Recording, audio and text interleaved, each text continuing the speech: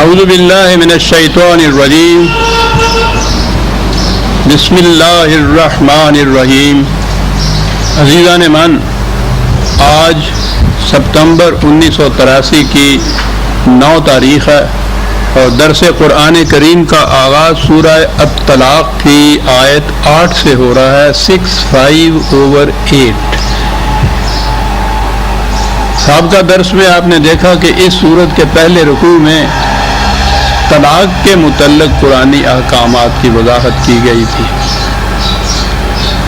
اب اس کے بعد ہی اسی سلسلے میں اگلی آیت آ رہی ہے، کَأَيٍّ مِّن قَرْيَةٍ أَتَتْ عَنْ أَمْرِ رَبِّهَا وَرُسُلِهِ فَحَاسَبْنَاهَا حِسَابًا شَدِيدًا وَعَذَّبْنَاهَا عَذَابًا نُكْرًا فَذَاقَتْ وَبَالَ أَمْرِهَا وَكَانَ عَاقِبَةُ أَمْرِهَا خُسْرًا أَعَدَّ اللَّهُ لَهُمْ عَذَابًا شَدِيدًا۔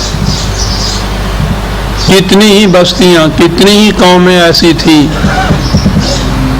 کہ جن سے ہم نے مواخذہ کیا، اس لیے کہ وہ انہوں نے ہمارے قوانین سے اعراض برتا تھا اور اس کی جگہ اپنے قوانین کا اتباع کرنا شروع کر دیا تھا۔ تباہ ہوئی اور وہ سخت عذاب کے شکنجے میں جکڑی گئی۔ پہلی چیز تو یہ ربط کی دیکھیے، ہماری مذہبی پیشوائیت جو معاذ اللہ قرآن کے متعلق یہ عقائد رکھتی ہے کہ اس میں ربط کوئی نہیں ہے، وہ یوں ہی ہے، ادھر کا فکرہ ادھر رکھ دیا، ادھر کا ادھر رکھ دیا۔ بہرحال جو اسے خدا کا کلام سمجھتا ہے وہ تو یہ گستاخی نہیں کر سکتا۔ آنکھیں بند ہوں تو یہ چیز کہ روشنی کہیں نہیں دیتا سورج، تو ٹھیک ہے، بند آنکھوں کو تو یہی نظر آئے گا۔ بڑا گہرا ربط ہے، اور وہ یہ کہ ہماری جو عائلی زندگی، گھر کی زندگی ہے، اس کا بڑا گہرا تعلق ہے قوموں کے تمدن کے ساتھ، قوموں کے انجام کے ساتھ، قوموں کی خوشحالی اور خوشگواری کے ساتھ۔ گھروں کی زندگی اگر پرسکون اور اطمینان بخش اور جنت فروش ہے، جسے قرآن کہتا ہے کہ جنت بن جاتی ہے ہمارے قوانین کے مطابق، گھر کی زندگی ہو تو وہ جنت ہو جاتی ہے۔ گھروں کی زندگی اگر جنت کی زندگی ہو تو معاشرہ خود بخود جنتی ہو جاتا ہے، قوم جنتی ہو جاتی ہے۔ اور قوم کے جہنمی ہونے کا ثبوت مانگنا ہو تو گھروں کے اندر جھانک کے دیکھنا چاہیے، یہ گھروں کے اندر اور گھروں کے باہر فاصلہ کیا ہوتا ہے۔ یہی گھر کے اندر والے جب باہر نکلتے ہیں، صبح کام کاج کے لیے باہر نکل جاتے ہیں تو معاشرہ ہو جاتے ہیں، گھروں میں آ جاتے ہیں تو وہ عائلی زندگی ہو جاتی ہے۔ تو یہ تو ہونے سے رہا کہ گھر کے اندر آئیں تو جہنم ہو اور باہر جائیں تو وہ جنت ہو۔ جہنم کا تو کوئی گوشہ بھی جنت نہیں ہوتا تھا، وہ تو ساری کی ساری جہنم ہوتی ہے سر۔ تو عائلی قوانین کا ذکر آ رہا تھا، اور آگے یہ ہے کہ جن قوموں نے ہمارے قوانین سے اعراض برت کے، یہ 2 باتیں بڑی ضروری نوٹ کرنے کی ہیں۔ انہوں نے اعراض برتا امر ربہا سے، اور انہوں نے فالو کیا، اتباع کیا امر ہا کا۔ کیا بات ہے صاحب! گھر کی عائلی زندگی جو ہے اس کے لیے کچھ تو قانون و ضوابط وغیرہ ہوتے ہی ہیں نا۔ اب قرآن ان دونوں کے اندر ایک دوسرے کا تضاد دکھایا، ایک خدا کے بتائے ہوئے متعین فرمودہ قوانین اور پابندیاں، ایک انسانوں کی خود ساختہ قوانین۔ تو انہوں نے کہا کہ ہمارے قوانین کا اتباع کرتے تو وہ بستیاں جنت کی بستیاں بن جاتی، خوشحال زندگی بسر کرتی۔ انہوں نے انہیں چھوڑا، اپنے قوانین کے تابع یہی گھر کی زندگی بسر کرنی شروع کی، تباہی اور بربادی کا شکار ہو گئی تھا۔ آپ نے کبھی غور فرمایا کہ ہم جس عذاب جہنم میں گرفتار ہیں ان میں اس بات کا حصہ کس قدر گہرا ہے کہ ہماری گھروں کی زندگی قوانین خداوندی کی بجائے انسانوں کے خود ساختہ قوانین کے تابع بسر ہو رہی ہے۔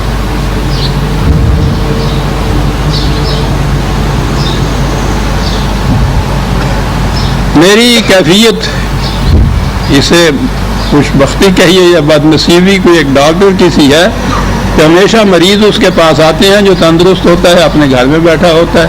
میرے ہاں احباب، بالخصوص میری بیٹیاں اکثر آتی رہتی ہیں، اور میرا اندازہ اب یہ ہے اگر سروے کیا جائے تو شاید ہی 100 میں سے کوئی ایک گھر ایسا ہو ہمارے ہاں کا جو پرسکون بستا ہو۔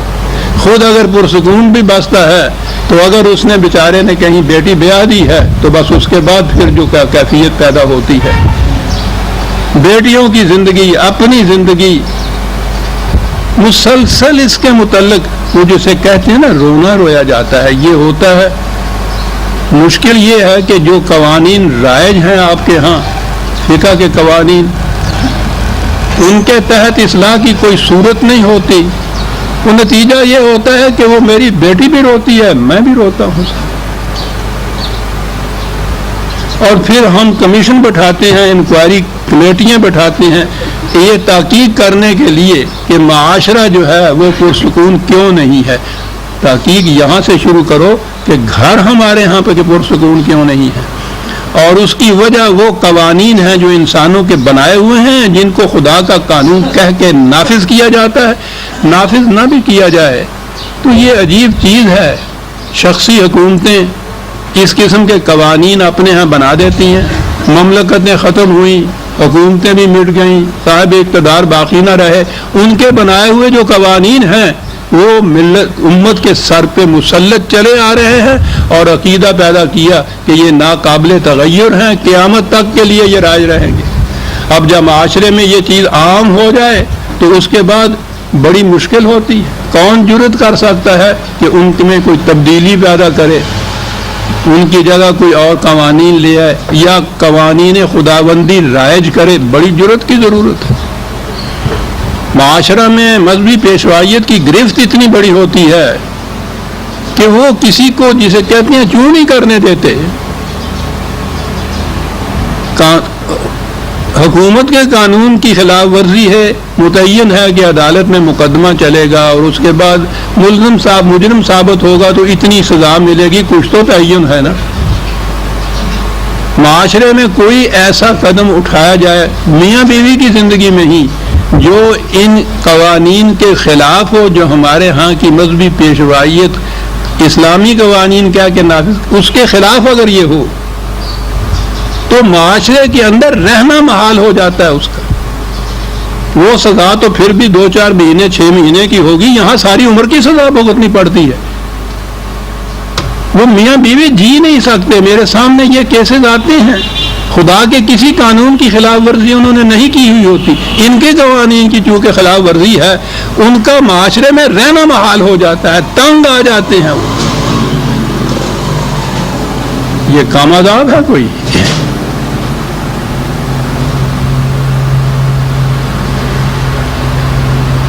ملوکیت کے زمانے میں انہوں نے پبلک لاز جسے آج کہتے ہیں، اس زمانے میں یہ اصطلاح تو نہیں تھی۔ مملکت اور حکومت سے متعلق جو معاملات تھے وہ تو اپنے پاس انہوں نے رکھے۔ اب ان حضرات کے ساتھ جو مذہب کے اجارہ دار تھے، ان کے ساتھ مفاہمت بڑی ضروری تھی، ورنہ یہ ان کو کبھی ذل اللہ علی الارض نہ کہتے۔ محراب و منبر پہ کھڑے ہو کے ملوکیت کے حق میں دعائیں نہ مانگتے۔ یہ کس طرح سے ہوا؟ انہوں نے بانٹی مملکت، حکومت، پبلک لاز میں ہماری حکمرانی، پرسنل لاز میں تمہاری حکمرانی، اور قرآن کی روح سے، اسلام کی روح سے قوانین خداوندی کو 2 حصوں میں تقسیم کرنا بجائے خیج شرک۔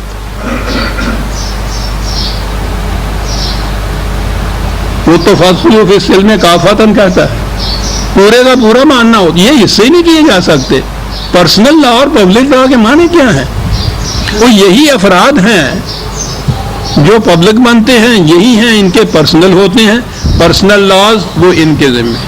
اور وہ جتنے وہ پبلک لا والے جو تھے، مملکتیں، حکومتیں، سلاطین، خلفاء جن کو کہتے ہیں غلط فہمی سے، وہ تو ختم ہو گئے۔ یہ پرسنل لاز آپ کے چلے آ رہے ہیں ابھی تک. ہندوستان میں انگریز کی حکومت آئی, اس نے بھی یہ سمجھا کہ بہتر یہی ہے کہ اس کو ٹچ نہ کیا جائے. پبلک لاز تو اس نے اپنے بنائے, ان کے تابع یہ زندگی بسر کرتے چلے جا رہے تھے اطمینان سے. اندازہ لگائیے, انسانوں کے قوانین کے تابع زندگی بسر کرتے تھے اطمینان سے ہی نہیں, کہتے تھے کہ اسلام محفوظ ہے اس سے. کیوں؟ کیونکہ پرسنل لاز میں وہ دخل نہیں دیتے تھے, انہوں نے ان کے حوالے کر دیے.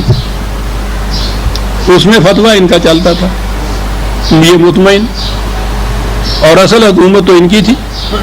وہ تو کبھی کسی کو کوئی معاملہ پڑے پبلک لا کا تو جب جائے وہ کہیں عدالت میں وہاں جا کے کوئی فیصلے کرائے, اور یہ تو ہر روز کی بات تھی. گھروں کے اندر جو معاملات ان میں ان کی حکومت چلتی تھی.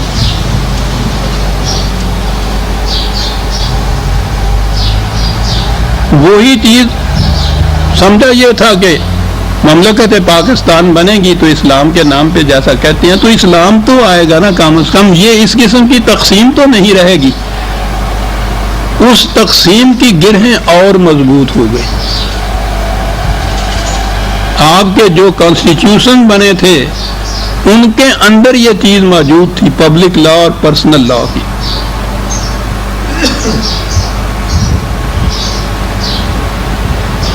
یہ پرسنل لاز کی گرہیں کیوں مضبوط ہوئی؟ اس لیے کہ یہ جو پرسنل لا یا شخصی قوانین ہیں ہر فرقے کے اپنے اپنے الگ الگ ہیں. ان کو پبلک بنائیے تو وہ قانون تمام فرقوں کے اوپر لاگو ہوگا, یہ اس کے لیے تیار نہیں. تو یہ تو ملاخدت فی الدین ہے, اس کی ہم اجازت نہیں دیتے, یعنی فرقے مٹانے کی اجازت نہیں دی جاتی. تو انہوں نے, انگریز نے کہا کہ ہمیں کیا ضرورت ہے اس اوکھلی میں اپنا سر دیں. ٹھیک ہے, رکھو تم اپنے اپنے لاز, اپنے اپنے فرقے مضبوط ہوئے, اپنے اپنے لاز, اپنے اپنے قوانین, ان کو مضبوط سے مضبوط تر کرتے چلے گئے. فقہ حنفی میں یہ آیا ہے, حنبلی یہ کہتے ہیں, شافعی کا یہ کہتے ہیں, وہ اپنے اپنے لگے رہے, وہ اپنی حکومت کرتے چلے گئے. ہم نے سمجھا تھا کہ بہرحال یہ مملکت اسلام کے نام پہ جسے کہتے ہیں, تو کم از کم اس کے اندر یہ چیزیں جو بالبداہت قرآن کے خلاف, اسلام کے خلاف ہیں, وہ تو مٹ جائیں گی. پرسنل لاز کو مٹانے کے لیے یہ چیز میں نے عرض کیا ہے کہ پھر وہ درمیان میں وہ میں آ جاتی ہے تو مجھے کچھ طبعاً ایسی صورت ہے کہ جھجک ہوتی ہے, لیکن کہنا پڑتا ہے. یہ صرف یہاں کی آواز تھی جس نے پہلے دن سے یہ کہا کہ یہ فرقہ بندی قرآن کی روح سے شرک ہے. پرسنل لاز اور پبلک لاز کی تقسیم اور تکفیر جو ہے یہ خلاف اسلام ہے.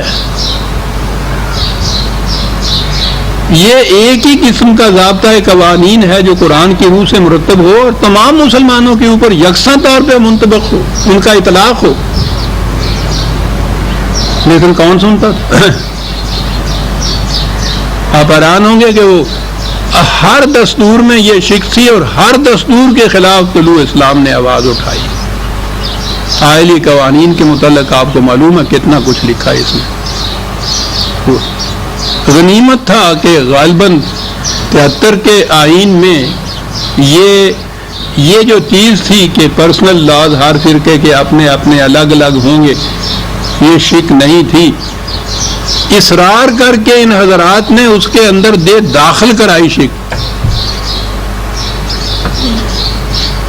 اب اس کے بعد آپ کے ہاں شرعی عدالتیں یہ قائم ہوئی. یہ پرسنل لاز جو ہیں شرعی عدالتوں کے حیطہ اقتدار سے باہر ہیں.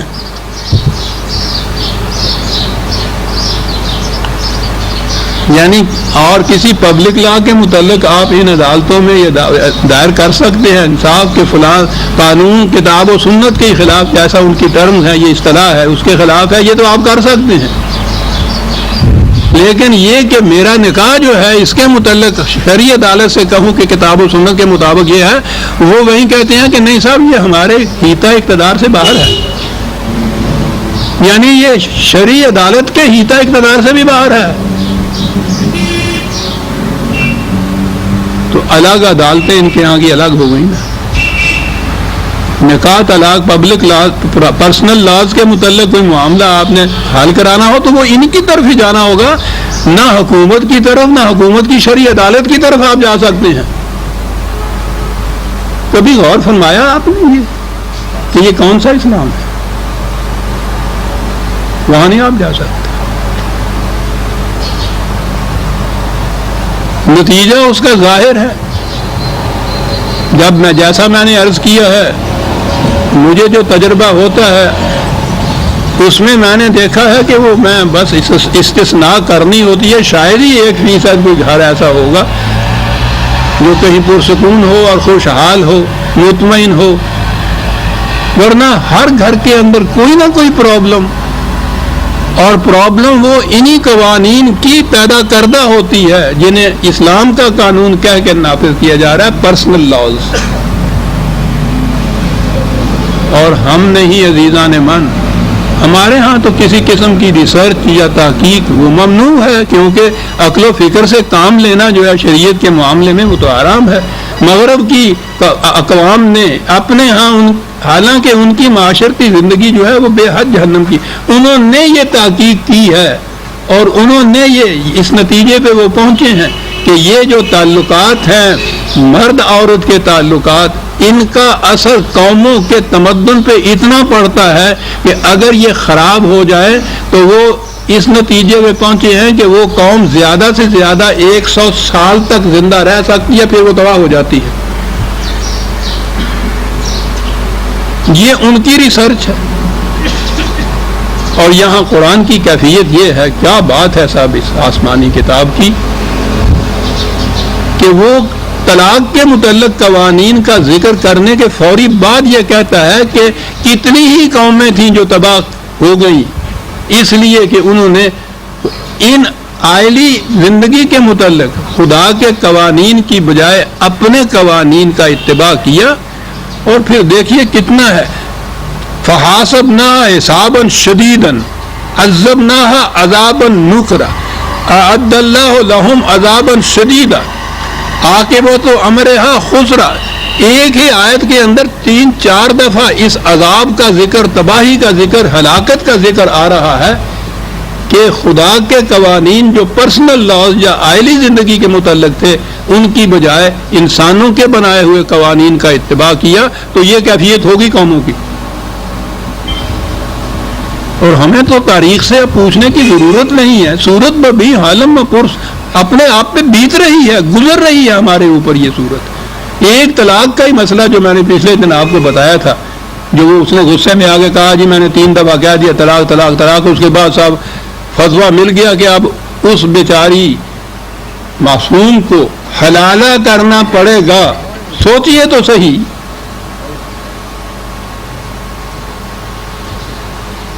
یہ عذاب نکرہ نہیں ہے؟ کیا بات ہے قرآن کی نکرہ، جو نہ کہیں دیکھا نہ سنا گیا ہو۔ کہا کہ یہ کیفیت ہے۔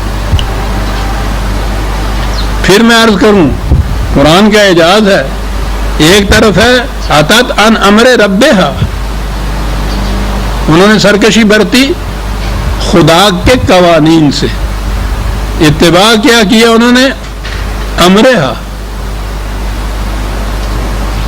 اپنے قوانین بنا کے ان کا اتباع کیا۔ اب دیکھیے کس طرح سے قانون دونوں میں فرق کرتا ہے، یعنی لا قانونیت کی زندگی نہیں ہے یہ جو بسر ہو رہی ہے، قانون میں فرق بتا رہا ہے۔ خدا کے متعین فرمودہ قوانین، انسانوں کے خود ساختہ قوانین۔ اور عزیزان من، جب ہم انسانوں کے کہیں گے، کتنے ہی بڑے جلیل القدر بزرگ متقی پرہیزگار وہ ہستیاں کیوں نہ ہوں، کسی انسان کو خدا نے حق نہیں دیا ہے کہ وہ اپنے قوانین دوسرے انسانوں پہ نافذ کرے، کسے باشو کوئی بھی ہو۔ ان کی تعظیم، ان کی تکریم ہمارے سر آنکھوں کے اوپر، وہ تھے بزرگ۔ لیکن یہ تو کسی کو حق حاصل نہیں، کسی انسان کو 1000 سال پہلے وہ ایک اپنے ہاں ایک قانون بنا دے اور قیامت تک کے انسانوں کے اوپر ان کو رائج کر دے، ان کی آزادیاں سلب کر لے اس معاملے کے اندر۔ خدا کو صرف یہ حق حاصل ہے، جس نے انسان کو آزاد پیدا کیا، اس کی آزادی پہ جو پابندیاں عائد کرنی تھی وہ اس نے عائد کی ہیں. اس نے تو یہاں کہا ہے کہ کسی بشر کو اس کا حق حاصل نہیں ہے. وہی جو آیت بار بار آیا کرتی ہے، ما کان لبشر ان یؤتیہ اللہ الکتاب والحکم والنبوۃ، کہ اس کو ضابطۂ قوانین اس کے پاس ہو، حق حکومت ہو، نبوت بھی کیوں نہ اس کو مل گئی ہو، اور وہ لوگوں سے کہے کہ تم خدا کے نہیں میرے احکام کی اطاعت کرو. کسی انسان کو حق حاصل نہیں ہے. وہ تو نبوت کو بھی درمیان میں لا رہا ہے. تو امر ہا اور امر رب ہا جو تھا، میں نے یہی عرض کیا کہ دیکھیے کیا فرق کر جاتا ہے قرآن. اور عالی زندگی کے ساتھ یہ کچھ ہوا. اور اس کے بعد فاتقوا اللہ، قوانین خداوندی کی نگہداشت کرو. کن سے کہہ رہا ہے؟ یا اولی الالباب، اے ارباب عقل و دانش. مخاطب کیا جا رہا ہے ارباب عقل و دانش. یعنی دیکھیے قرآن، الذین آمنوا، اے ارباب عقل و دانش جو تم غور و فکر کے بعد ایمان لے آئے ہوئے ہو خدا پر اور اس کی کتاب پر. تو یہاں تو اولو الالباب اور آمنو دونوں جتنے بھی ہیں وہ تو اکٹھے ہیں. اولو الالباب اگر عقل و فکر کی روح سے نہیں تو قرآن تو اس ایمان کو ایمان ہی تسلیم نہیں کرتا. اور یہاں یہ جو معاملات ہیں، یہ قوانین یا فقہ کی باتیں، ان میں عقل و فکر کو دخل دینا جو ہے ممنوع ہے.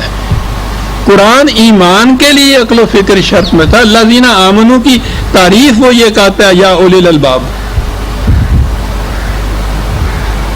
اور الباب بھی جو ہے وہ تو پھر اور بھی آگے چلی بات یہ لب الباب بھی تو آپ نے لفظ سنا ہوگا نا. تو میں جو کہا کرتا ہوں پنجابی میں بھی تت کڈیا ہے کسی چیز کا جڑا ہوتا ہے، نچوڑ کسی چیز کا جو ہوتا ہے، عقل کا بھی نچوڑ. وہ کون ہے؟ الذین آمنوا قد انزل اللہ الیکم ذکرا رسولا یتلو علیکم آیات اللہ مبینات. خدا نے تمہاری طرف ایک ضابطۂ قوانین نافذ کر دیا، ایک رسول بھیج دیا. ضابطۂ قوانین ایسے ہی نہیں کہ وہ چٹانوں پہ لکھ کے دے دیا تمہیں، یا یوں ہی کہیں کتاب میں لکھ کے دے دیا کہ وہ رکھا رہے. ان ضابطے کو نافذ کرنے والی ایک اتھارٹی ہونی چاہیے، اس کو سمجھانے والا ہونا چاہیے. رسول ساتھ ہم نے اپنی طرف سے بھیج دیا، وہ خدا کے قوانین کو تم تک پہنچاتا ہے. اور وہ دوسرے مقامات جو ہیں یعلمہم الکتاب والحکمہ، وہ تعلیم دیتا ہے تمہیں قانون کی والحکمت. قانون کے پیچھے دی وائی اور پھر کیوں ایسا ہے قانون، اس کے اندر اس سے ریشنل جسے کہتے ہیں اس کی بتاتا ہے، اس کا ریزن بتاتا ہے کہ یہ کیوں قانون ایسا ہم نے نافذ کیا. رسول کا فریضہ تھا کہ قرآن نے جو قانون دیا اور اس کی حکمت جو قرآن نے بیان کی، اس کی تعلیم دینے والا رسول کا ہم نے اتنا بڑا انتظام کیا. یہ سب کچھ کاہے کے لیے کیا؟ لِيُخْرِجَ الَّذِينَ آمَنُوا وَعَمِلُوا الصَّالِحَاتِ مِنَ الظُّلُمَاتِ إِلَى النُّورِ، تاکہ انہیں جو اس طرح ایمان لائیں اور وہ صحیح کام کریں انہیں تاریکیوں سے نکال کر روشنی کی طرف لے آئے. یہ تھا مقصد اس قرآن کا اور اس تعلیم نبوی صلی اللہ علیہ وسلم کا کہ انہیں تاریکیاں جمع ہے، تاریکیوں سے نکال کر روشنی کی طرف لے آئے. آپ دیکھتے ہیں کہ ہم کن تاریکیوں کے اندر ٹامک ٹوئیاں مار رہے ہیں. ایک ایک پرابلم آئلی زندگی کی آپ لے لیجئے، جو پرابلم ارائز ہوتی ہے اس کا صحیح حل سلیوشن آپ کو نہیں ملتا ہے ذہنی طور پر. کہا جاتا ہے کہ یہ شریعت کے خلاف ہے، آپ پھر اس تاریکی کے اندر رہتے ہیں. وہ تو تاریکی مٹے گی، ہٹے گی تو روشنی آئے گی، روشنی آئے گی تو تاریکی مٹے گی نا. یہ روشنی کو آنے نہیں دیتے، یہ بند کمرے کے اندر جہاں تاریکی ہے ماچس جلانے نہیں دیتے. روشنی تو ایسی چیز ہے، اتنا بڑا کمرہ بھی کیوں نہ ہو، ایک چھوٹی سی ماچس بھی جلا لیجئے، جال حق وزہق الباطل ان الباطل کان زہوقا. روشنی آئی وقت اتنی سی بھی کیوں نہ ہو تو تاریکی چلی جائے گی. تاریکی کی تو فطرت کے اندر ہے کہ روشنی آئے تو وہ چلی جائے. یعنی وہ تاریکی مستقل بذات نہیں خود ہوتی, روشنی کے نہ ہونے کا نام ہوتا ہے. اور یہ تو پھر عربی زبان ہے. ظلمات جس لفظ سے نکلا ہے, ظلم جس کو کہتے ہیں, ظلمات کے معنی یعنی وہ مقام جہاں روشنی ہونی چاہیے اور روشنی نہ ہو اسے کہتے ہیں تاریک ظلمات. تو کم از کم یہ جو ایمان کا دعویٰ کرنے والی قوم ہے, ان کے ہاں تو یہ روشنی ہونی چاہیے تھی نا. وہ تو نور دیا ہے اس نے, قرآن کو نور کہا ہے اس نے, ان کے گھر میں ہے. لیکن اب جو اس نور کو غلافوں میں بند کر کے طاق کے اوپر رکھ دیا جائے تو اس کا کیا علاج؟ جہاں روشنی ہونی چاہیے وہاں روشنی نہ ہو تو اس کو کہتے ہیں ظلم یا ظلمات. طریقہ اس کا, روشنی کی ایک کرن لے آئیے, تاریکی کا عبور ہو جائے گی. طاغوت کی کوشش یہ ہوتی ہے کہ وہ ایک کرن روشنی کی آنے نہ پائے وہاں. آیات اللہ ہے مبینات, کیا بات ہے, واضح ہیں خدا کے قوانین, الجھاؤ نہیں اس میں, پیچیدگی نہیں ہے, ابہام نہیں ہے, ایہام نہیں ہے, واضح ہیں, مبینات ہیں. مبینات خود بھی واضح اور واضح کرنے والی ہر چیز کو. لِيُخْرِجَ الَّذِينَ آمَنُوا وَعَمِلُوا الصَّالِحَاتِ مِنَ الظُّلُمَاتِ إِلَى النُّورِ وَمَن يُؤْمِن بِاللَّهِ وَيَعْمَلْ صَالِحًا يُدْخِلْهُ جَنَّاتٍ تَجْرِي مِن تَحْتِهَا الْأَنْهَارُ خَالِدِينَ فِيهَا أَبَدًا قَدْ أَحْسَنَ اللَّهُ لَهُ رِزْقًا. اور جو اس طرح سے ایمان لے آئے خدا کے قوانین کو اور ان کو اپنی زندگی کا ضابطہ حیات بنا لے تو انہیں خدا پھر ایسی جنت کی زندگی عطا کر دیتا ہے. آپ نے دیکھا کہ وہ اعلی قوانین کے ذکر میں چلی آ رہی ہے بات. دوسرے مقام پہ ہے, غالباً سورہ بقرہ میں ہی ہے, کہ جو ہم کہہ رہے ہیں اس کے مطابق آپ کی زندگی عالی ہو تو کہہ رہا ہے کہ خدا تمہیں جنت کی طرف دعوت دے رہا ہے اور یہ لوگ تمہیں جہنم کی طرف بلا رہے ہیں. اور یہاں بھی کہا کہ اس کے مطابق زندگی بسر کرو گے تو جنت کی زندگی تمہاری ہو جائے گی. یہاں بھی جنت کی زندگی, اور جس کی یہاں جنت کی زندگی ہے عاقبت میں بھی جنت کی زندگی.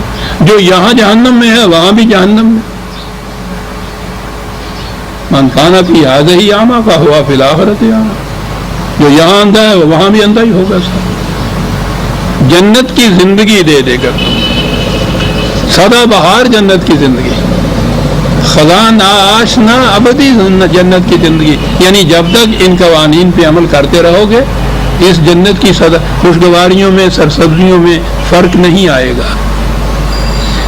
قد احسن اللہ لہ رزق, کتنا اچھا سامان زیست خدا نے دیا اس شخص کو. اس کا نام رزق رکھا ہے خدا نے, سامان زیست.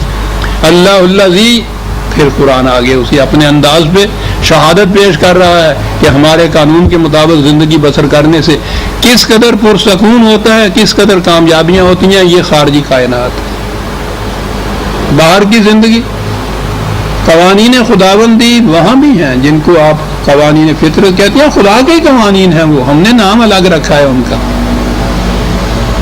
فرق یہ ہے کہ وہاں ان چیزوں کو اس کا اختیار نہیں ہے کہ وہ خدا کے قانون کے مطابق زندگی کا اثر کریں یا اپنے قوانین کے مطابق کریں. وہ اپنے قوانین بنا ہی نہیں سکتی.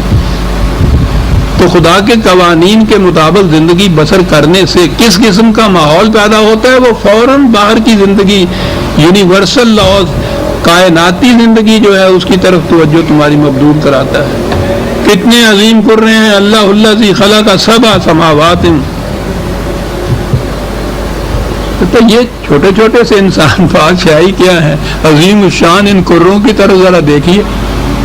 قانون خداوندی کے اتباع سے اور ہم عزیزان من کیا سمجھ سکیں گے کہ یہ کرے, یہ خارجی یونیورس, یہ شہاب ثاقب,